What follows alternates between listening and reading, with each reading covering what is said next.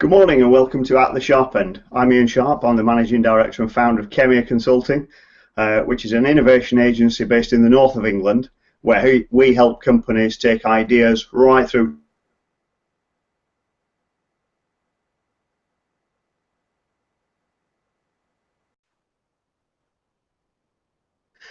I think we've had a little Google freeze there, so this morning I've got Haroon Rashid, our head of digital marketing, on the show. Good morning, Haroon. Morning, unfrozen now. I was like this, and I'm like, yay!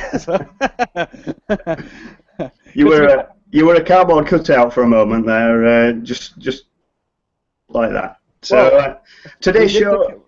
Sorry, in today's show we're going to talk about innovation in sales, which is an area that often gets overlooked from an innovation point of view. And we've got some great examples, people we've come across, stuff we've read, and things that we've put into practice as well. So hope you'll enjoy it all. So I think to start off with, we're going to talk about a local hero, right, Haroon? Absolutely. I believe he's from Manchester, but we won't hold that against him.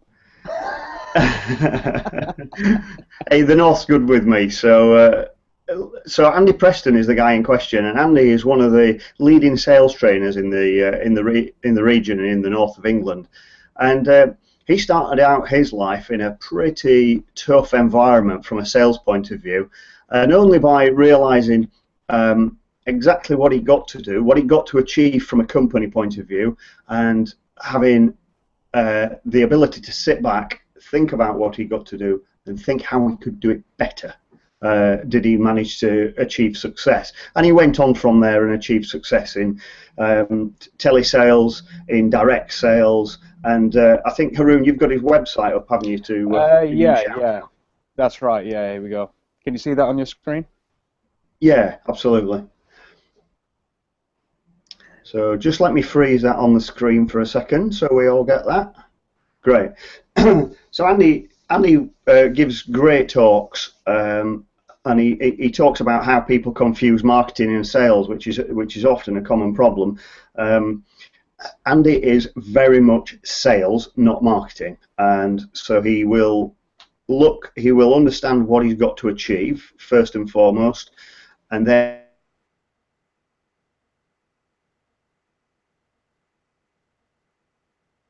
he's got to do. And I think that's quite different to a lot of people, isn't it, Haroon? Absolutely. And I have to say, though, first of all, I'm sure Andy will appreciate this. Andy, just a shout out for you. New York Rangers suck and Boston Bruins rule, first of all, because I know you're going to be watching this, okay? Just getting it out there. And second of all, it's funny because Andy, like you say, he's very much sales, and he does say marketing is the colouring in department. So Andy, I'm just going to say we respect you. You know, I don't want to say anything about that, but you can't deny what Andy has done, though, because Andy is an international sales, I'm not going to say guru, but, you know, expert. He does conferences all over the world, and even what he's managed to do with LinkedIn, I'm obviously going to talk from a marketing perspective, but what he's done from a LinkedIn perspective, I think he's generated, like, you know, hundreds of thousands of pounds worth of sales, not leads, but sales through LinkedIn. So he's definitely a guy that's worth checking out, absolutely. That's right, and you know, starting out, I think the story when I saw Andy speak, one of the stories that he gave was working in a very competitive market where it's a catalogue sales environment, going and selling low-value consumables. So the volume that you've got to sell is very quick, and the turnaround is very quick. And he basically covered a very small.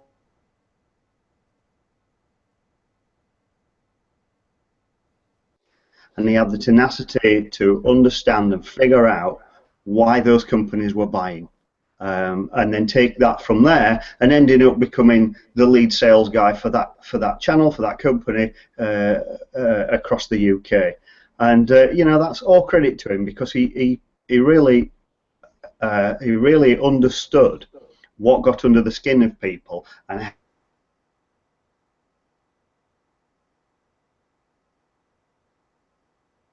you know, a lot of people go into business and go into start to try and sell their products and services, and they don't have a clear idea of what their objectives are. So one thing we're very clear on here, isn't it, Haroon? That it's okay to innovate, but actually there's got to be a reason behind it, and there's got to be a way to close the innovation and make it into real business. Otherwise, it's not innovation. Absolutely, absolutely. And I like what Preston did there because, like you say, it's not just about going out there. Like all of his colleagues were doing, just going out there. They didn't go in with an understanding of people. And the thing that Andy did, which was different, was how to understand people. Maybe that's a nice segue into the next person that we're going to talk about. I don't know. But from our perspective, when we do sales and even generating leads and marketing, we always start with why we do what we do. And we always follow the teachings of Mr. Simon Sinek. I think I'll just try and bring it up on the screen over here. But for those of you who may not know, my example of a good sales innovator is Simon Sinek, or Sinek. Which one is it, Ian? Sinek? Sinek, S-I-N-E-K, yeah, Sinek. But this is, I think, one of the most watched TED Talks of all time. I've got it on my screen here. And it's the Golden Circle, or Start With Why. And his whole thing is about, he uses the examples of Martin Luther King or Apple and the Wright brothers, and he says, why is it that these people excelled in their various fields? And if we take Apple as an example, he goes, they're just another computer company, but why is it that, for a time a few years ago, they were the most valuable company in the world. They had more cash reserves than the US government. I mean, that's a lot of money. So, and he talks about this whole principle of how people communicate, and this goes back to the Preston thing about understanding people. This is more of a neuroscientific point of view about how the brain works, how to target different parts of the brain. And we use this in our marketing process, don't we, where we just teach people how to discover why they do what they do. Once you figure that out, it's much easier to sell to people, and it all is about triggering the part of the brain called the limbic system, which is responsible for emotion and behavior. If you know how to trigger that in the brain, it's just going to be such an easier sell. So that's my example right there of a good sales innovator. And this is really interesting because what you're doing there is you're pulling two things together. So we've identified Andy Preston, who is very much a people person. He's understanding the process. He's not necessarily understanding the neuroscience behind it, but he's using all his skills and all his capabilities to make a sale. And actually not just make a sale, because it's about creating a relationship ongoing as well. So most of his customers come back to him as well. So it's long-term sales. And Simon Sinek's coming at it from the other angle, which is the neuroscientific angle, which is why does that happen? If you marry those two together, you've got a very, very strong proposition. And as you just rightly said, Haroon, in our marketing training that we give to our clients, it's steeped in that understanding of why do people buy. Because a lot of the time we can sit opposite someone and we might be able to convince them that what we have to sell is the right thing. But without that deeper understanding, are you going to sell them the next thing? Are they going to buy from you again? And if you harness the social capability with the neuroscience, then you end up with an innovation around your sales and a level of understanding.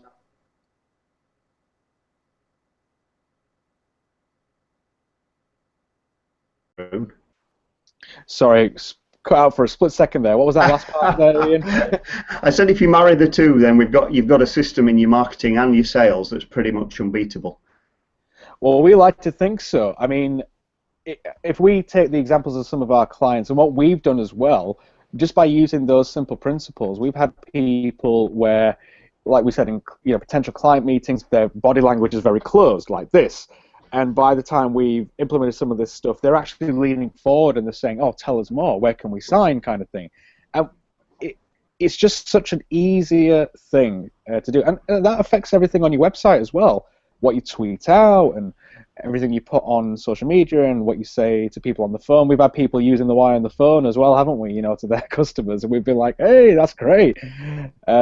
Well, that was a fantastic experience. The first time that happened, I was sat in a client's office, actually opposite the managing director, and that morning you'd done a session with them about the why, and I heard him on the phone to a potential new sales contact, and he used the why almost word for word. And happy to say that actually helped and converted that client, and they've gone on to, do a lot of business with that client. So it absolutely does work. It gets people interested. I think another story about that and about it increasing sales is one of the things I take away from doing the why is it's genuine. It's very, very genuine. So by the time you've gone through that process, there's no double talk. There's no BS about what you're trying to achieve. It is absolutely what your company is trying to do, and that really comes through in what you talk about with your clients and future clients as well. Absolutely. And this actually streamlines your whole sales process. It makes it a lot quicker. And maybe that's a nice segue into the next person as well, who's the author of the 4-Hour Work Week. In fact, I've got him on the screen over here. And do you want to introduce this one?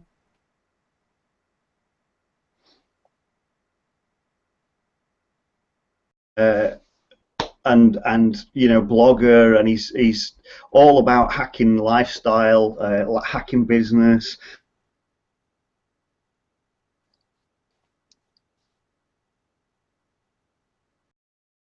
It's an easy read, first and foremost, and it's great. You can go back and read bits of it over and over and think, how can I apply that to my business?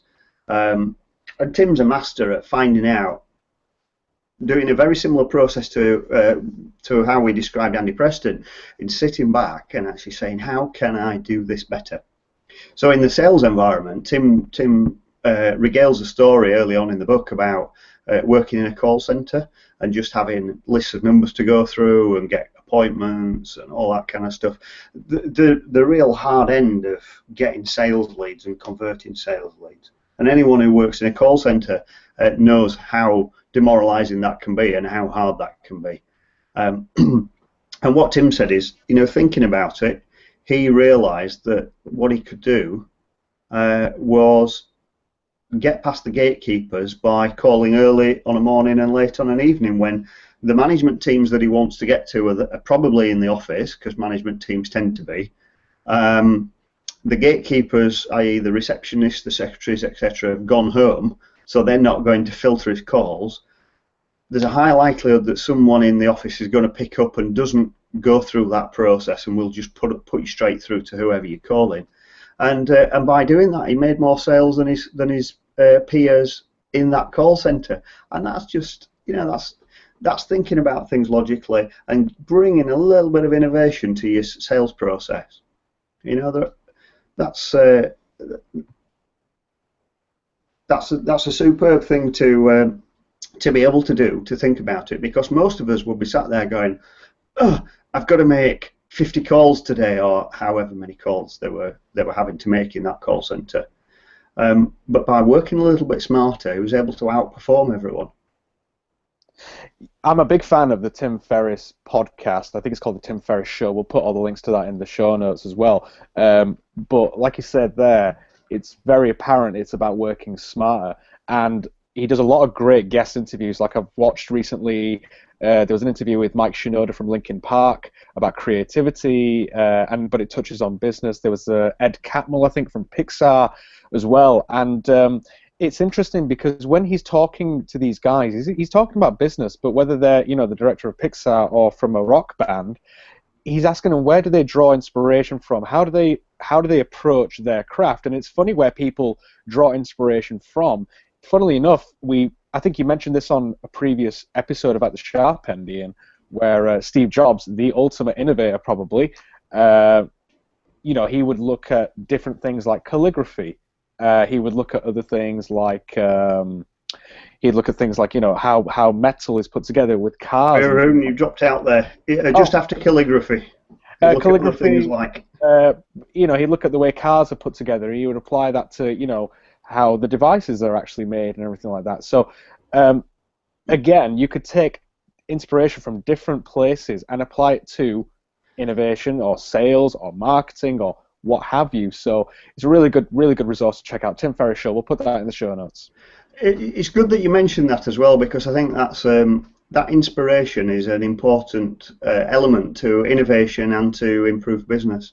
Where do you get alternative ideas from? And it's very much outside your niche normally.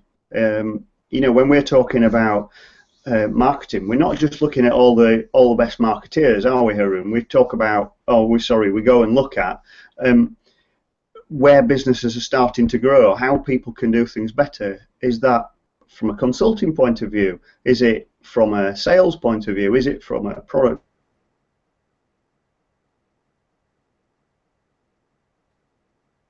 So how can you bring those things together to innovate? And I think, you know, the process that we've put together there is heavily based around marketing to generate leads to close for sales. So it's actually linking the two things very closely together, which seems to not often be the case, especially if the company itself is doing its own sales, but it's outsourcing its marketing. We like people to take control of their marketing so that they can bring those innovations together and make the business improvement that they need and see the financial impact of their efforts. It is amazing because a lot of our clients, well, probably 9 out of 10 of our clients, are really surprised with how easier things become. Like, it's just such a well, to use Tim Ferriss as an example, it's a smarter way of working. Don't know Absolutely. Yeah. Yeah, he did. Yeah. I did. Yeah. So it's a smarter way of working, and you know, if you just have the right elements in place and you know how they all work together in concert, it's just going to be a lot easier. And you know, so that's kind of what we do, isn't it? You know, there's a real element of process as well to what we do. So you know, the whole editorial calendar, the whole content plan is something that we see smatterings of elsewhere, but not with the rigor that makes people think about how they're going to use that to their best advantage. And I think sales is very much the same. You know, there's a bunch of stats that have been kicking around for years about people not following up on a first lead, how many people follow up on a second lead, and whether they even pick the phone up ever again to a contact, whether it was warm, cold, or what it was. And you know, just having that rigor.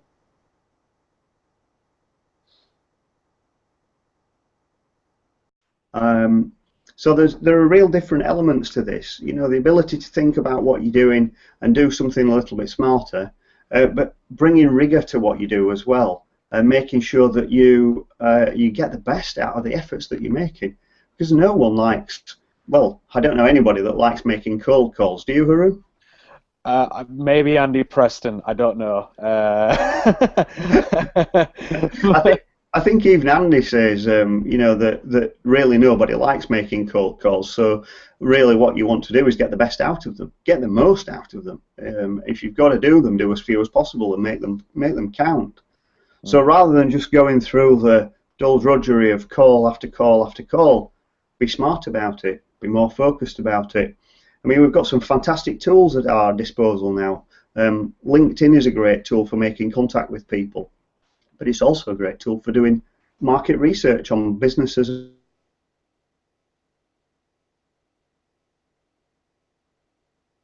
which is absolutely fantastic in its own right. But if you pay for premium versions, then you know there are a lot more facilities that you can use there.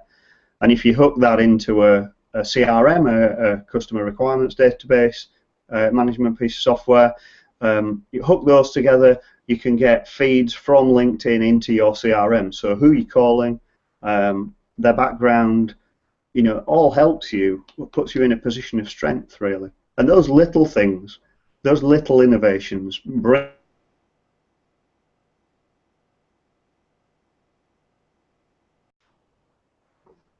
Hey Haroon, have you frozen? Sorry, it froze again. Really sorry about this. So.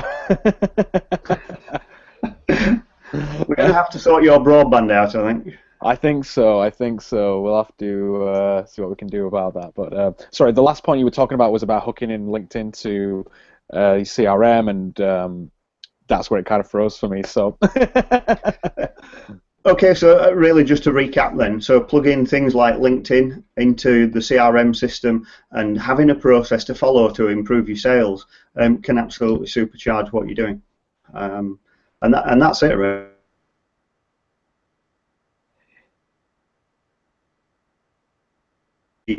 And applying them together is absolutely superb.